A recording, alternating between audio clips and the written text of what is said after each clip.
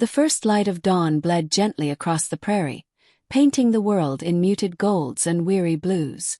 The wind came low and steady, carrying with it the smell of dust, old timber, and something else, a heaviness that clung to the earth as if it remembered too much.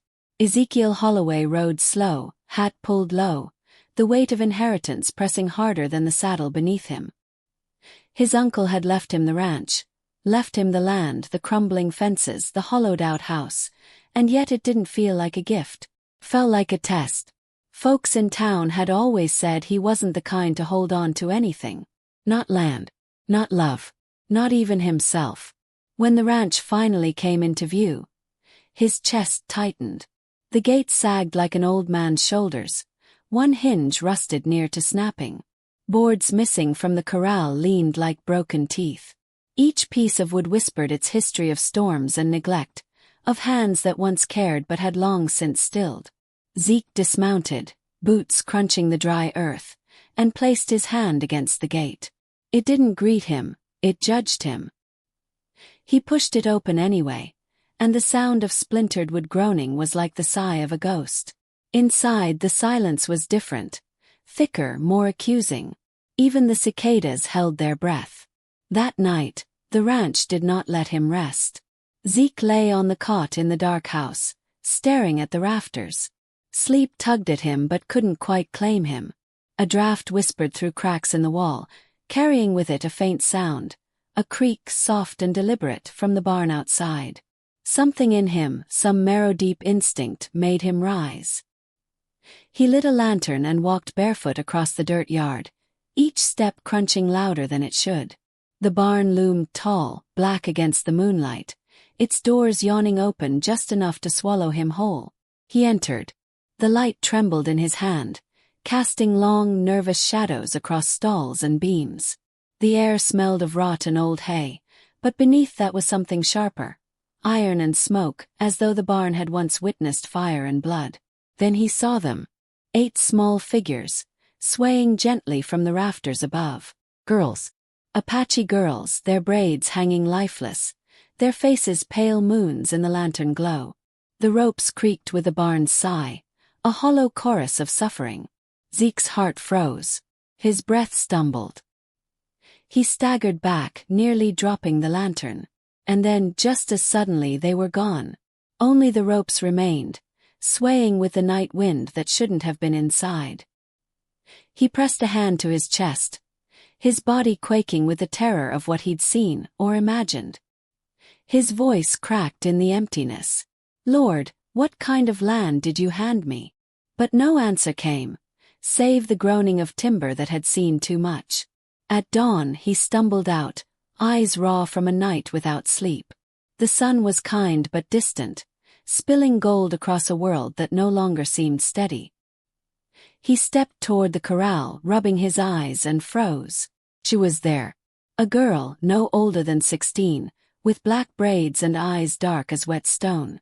She stood on the far side of the fence, watching him with a stillness that cut deeper than any stare he'd ever known. Her dress was simple, torn at the hem. She looked neither fully alive nor wholly ghost. Zeke's throat tightened. He lowered his lantern, though daylight had already stolen its use. The girl didn't vanish. She didn't speak. When at last her lips parted, her voice was soft but certain, like water running over rock. "Will you carry their memory? Or will you look away like the rest?" Zeke swallowed hard, words locked inside him. He had no answer, not yet. The girl's gaze lingered a moment longer. Then she stepped back into the thin veil of morning mist and was gone. That night, alone in the house, Zeke sat by the fire, head bowed. The crackle of wood filled the silence, but it could not drown the faintest sound that came drifting through the walls, the sound of children weeping. Not loud, not vengeful, just weary, like the prairie wind itself. And Ezekiel Holloway, the man who had inherited a broken ranch, understood in that moment that he had inherited something far heavier. Not just land, not just failure, but the unfinished cries of the dead. And though every bone in his body longed to run, he stayed. The morning after the girl's voice had cut through his marrow, Ezekiel Holloway saddled his horse and rode into town. He needed answers, though some part of him already knew none would be given. Dust trailed behind him like a second shadow. The town of Rattler's Bend was waking. Shutters creaking open, the smell of bread slipping from Martha Kincaid's boarding house, the clang of a blacksmith's hammer striking iron. Yet when Zeke rode down Main Street, heads turned not in welcome, but in judgment. "Look at him," someone muttered, loud enough for his ears. "Inherited a ruin and ghosts along with it. Won't last a month," another voice chimed in. He felt each word like a stone thrown at his back. He pushed on, dismounting before the sheriff's office. Sheriff Briggs. Colton Briggs was a tired man. His badge dulled with years of compromise. When Zeke stepped inside, hat in hand, the sheriff hardly looked up from the paper he was folding. "I need to speak plain," Zeke said, his voice carrying the dust of the trail. "There's something wrong at Holloway Ranch." Briggs finally glanced at him. His eyes were weary, the kind of weary that had given up on justice long ago. "What sort of wrong?" Zeke hesitated, then forced it out. "8 Apache girls." "I saw him with my own eyes." A silence fell. Briggs leaned back, lips pressing into a line. Then with a sigh, "You don't want to be stirrin' that kind of talk. Folks around here, they got long memories and short tempers when it comes to Apache. Whatever you think you saw, best let it lie." "Let it lie." Zeke's voice cracked with disbelief. "Children were murdered. Their cries are still in that barn." Briggs's gaze hardened. "Careful, Holloway. Ain't nobody in this county wants to dig up Apache business. It'll only end with you under dirt, too." Zeke stood there, shame and anger warring inside him. He realized with hollow certainty, the sheriff would do nothing. The town's judgment. Outside, Ramon Ortega leaned against a post, arms crossed, smirk sharp as a knife. His ranch butted up near Holloway land, and his eyes had long been hungry for it. "Heard you're talkin' about spirits," Ortega said loud, making sure others could hear. "Apache ghosts walkin' your fields, eh? Can't say I'm surprised. That land's cursed, Holloway. Sell it to a man who can make somethin' of it before it swallows you whole." Laughter rippled from the onlookers. Zeke felt his ears burn. He mounted his horse without reply, though his silence was met with more jeers. Shame trailed him all the way back home. The gestures of ghosts. That night, he sat heavy in the darkened house, listening to the fire breathe. He thought of leaving, selling, abandoning the ranch and all its ghosts. Then he heard it, the faintest creak of the barn door. Lantern in hand, he stepped outside, the wind cool against his neck. In the barn there was no horror this time. Only traces. A small handprint in the dust near the stall door, as if a child had leaned there. A single feather set gently on the windowsill. A faint rustling like the skirts of girls moving unseen.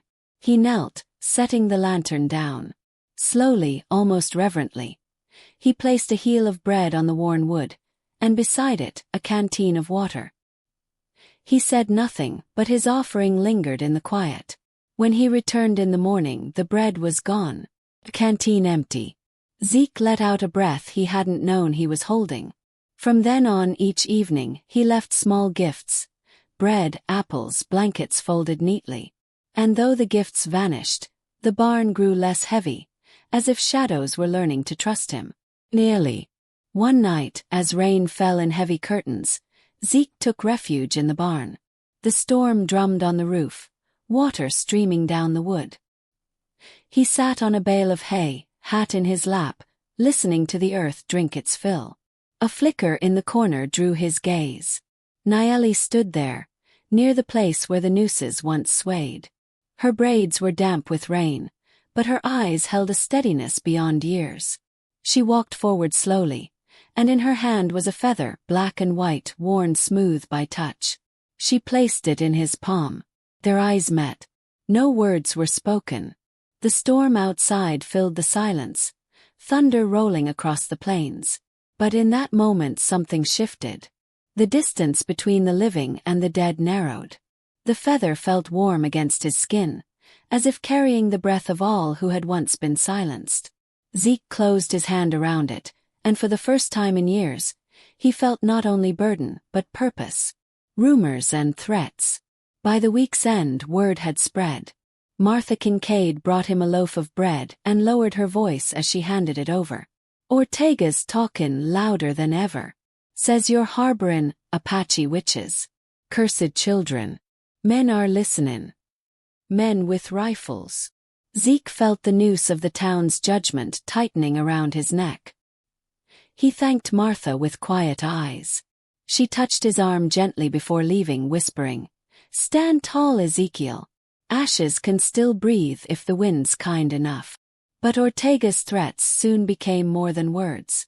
One evening, Zeke found a burned cross staked in his field, the charred wood still smoking.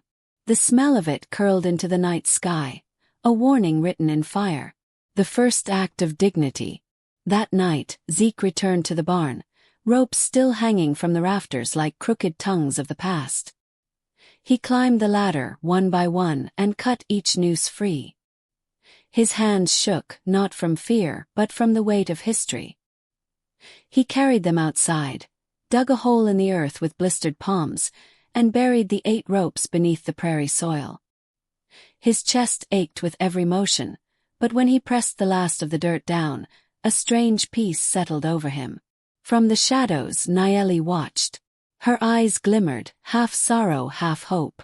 It wasn't enough to set the past right, but it was a beginning. And for the first time, the wind through the grass sounded less like weeping and more like breath. The sky broke pale and gray above Holloway Ranch, as if the earth itself was holding its breath. Ezekiel Holloway rose before the sun, the feather still clutched in his palm from the night before. The land was hushed, waiting, as though it knew a reckoning was near. He stepped out into the yard, boots sinking into damp soil, and looked toward the barn. Mist coiled low across the ground, curling like smoke over graves. For the first time, the 8 girls stood together in the morning light, not shadows, not half-seen wisps, but whole, watching him with steady eyes. They did not speak. They didn't need to. Their presence filled the air, a silent oath that the past would not remain buried. Zeke touched the brim of his hat in quiet acknowledgement. His fear was gone. Shame had burned out of him like fever. What remained was a steady calm, a willingness to face whatever storm was coming. The mob approaches. By afternoon the storm arrived, not in clouds but in men. Ramon Ortega rode at the front, rifle slung across his chest, a sneer carved into his face. Behind him, 6 ranch hands and townsmen, grim-faced, restless with fear they tried to disguise as anger. They came with torches and rope. Zeke stood in the yard, unarmed but unyielding. His hands hung loose at his sides, his gaze fixed on Ortega as the horses slowed. "You've made a fool of yourself, Holloway," Ortega called. "Whisperin' with shadows. Harborin' evil on this land. That barn's cursed, and you're cursed with it. Time we end it." The men grumbled agreement, their eyes darting nervously toward the barn. None wanted to admit fear, but it clung to them like sweat. Zeke's voice was quiet, but it carried. Those children weren't witches. They were murdered. And their cries still walk this land because men like you looked away. Ortega spat into the dirt. "Don't matter what they were. They're gone. And you'll be gone too." He signaled, and 2 men dismounted, dragging rope. The barn of reckoning. They pushed Zeke toward the barn, torches blazing. The old wood loomed dark and silent, its doors yawning like a mouth waiting to swallow truth. Inside, the air was thick with smoke and sweat. The men tied a noose, the rough hemp scratching against Zeke's neck. "Any last words?" Ortega jeered, enjoying the sight of him with rope at his throat. But Zeke did not plead. He did not rage. He simply closed his eyes, the feather still hidden in his palm, and whispered within himself, "I will stand tall." The barn shuddered. A wind rose, fierce and sudden, rattling the boards, slamming doors wide open. The torches flickered, sputtered. And from the rafters came a sound, a low chorus, neither scream nor song, but something between, heavy with sorrow. The 8 Apache girls appeared. Not broken, not swaying in death, but radiant. Faces solemn, eyes unblinking, braids glistening with starlight no daylight could dim. Their presence filled the barn like a storm fills the sky. The men staggered back. Some dropped their torches, others their rifles. The air was heavy with a truth too terrible to deny. Nayeli stepped forward, her voice clear and steady. The land remembers. The ropes remember. And so do you. She turned her gaze on Ortega, who shrank under her stare. You called us cursed. But the curse is silence. The curse is men who look away. The transformation of Zeke. Zeke stood tall, the noose still at his throat but his back straight as a post. He met Ortega's eyes, steady, unflinching. I'm done lookin' away, he said. Something in his stillness broke the fever of the mob. One by one, the men lowered their guns. One whispered a prayer, another crossed himself, another turned and fled out into the mist. Ortega's sneer faltered, his courage draining as the others left him standing alone. He cursed, spat into the dirt again, then mounted his horse and rode hard into the horizon, swallowed by his own cowardice. The barn grew quiet. The wind softened. The ropes fell loose, empty. The final rest. The 8 girls lingered, their outlines already fading, but their eyes brighter than before. Nayeli turned to Zeke, her voice like the last note of a hymn. You kept us from silence. That is enough. She placed her hand on his chest, light as a breath, and then, like smoke rising from a fire, she and the others dissolved into the air. Only the feather remained, lying soft against Zeke's palm. The barn was empty. No ropes, no weeping. Only stillness, finally at peace. The land renewed. In the weeks that followed, Holloway Ranch changed. Grass grew where ash had once scarred the earth. The fences held upright again, not from repair alone but as if the land itself had decided to stand straighter. Zeke worked quietly, each day a prayer of sweat and grit. The neighbors no longer mocked him openly, and Martha Kincaid sometimes brought bread without asking payment. Briggs tipped his hat when passing. The town's silence remained, but it was a silence that now carried shame, not denial. At dusk, Zeke often walked to the place where he had buried the nooses. He would sit in the tall grass, listening to the wind stir through the stalks. Sometimes he thought he heard faint laughter like children playing just out of sight. And each time he smiled. Final reflection. One evening, as the sun sank low and painted the horizon in fire, Ezekiel Holloway leaned against the fence and spoke softly, not to the air, but to whoever might one day remember. We inherit more than land, friend. We inherit silence. We inherit the wrongs folks tried to bury. But land don't forget. Neither does the soul. What matters is whether we look away, or whether we stand tall, even when the rope's at our neck. Carry memory and you carry truth. Carry truth, and the land begins to heal. And maybe so do we. The wind rose then, warm and kind, carrying his words out across the prairie. And for the first time in many years, Ezekiel Holloway felt whole.